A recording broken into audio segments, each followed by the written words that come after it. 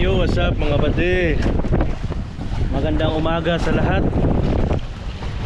Day 3 na pala natin ngayon mga bade.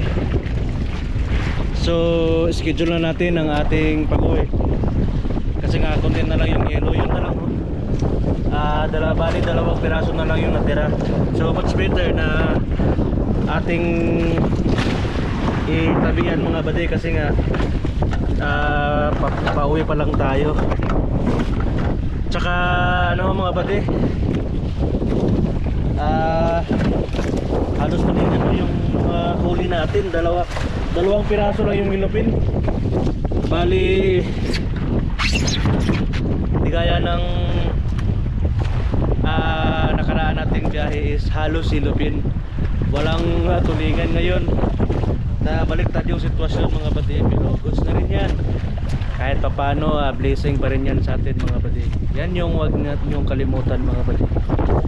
No matter kahit anong kalaki man yan o maliit man yung blessing natin natatanggap, at least blessing pa rin yan. So ito yung huli natin na bali siguro mga 80 kilos yung nandito. Tsaka yung sa atras natin na box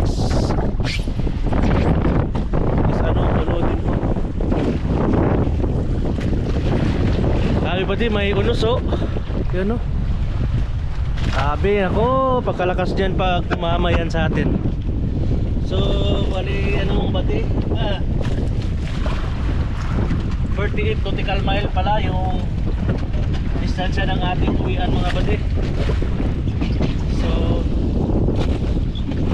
agahan natin yung pag-uwi kasi nga hindi tayo pwedeng pabilis ng takbo kasi medyo maalon.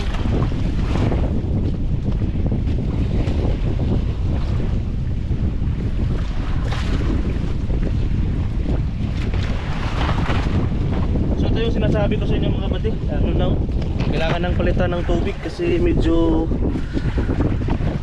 nag brown na yung kulay. So palitan natin mga bati. Maganda pa naman yung palit eh. So yan medyo makitap pa yung ilalim. Dito na yan sa babaw bade kasi nga anuhan yan ng hilo. Medyo nagasagasan siya kasi medyo matulis yung hilo pag nabiyak na. So yun na lang po mga bade.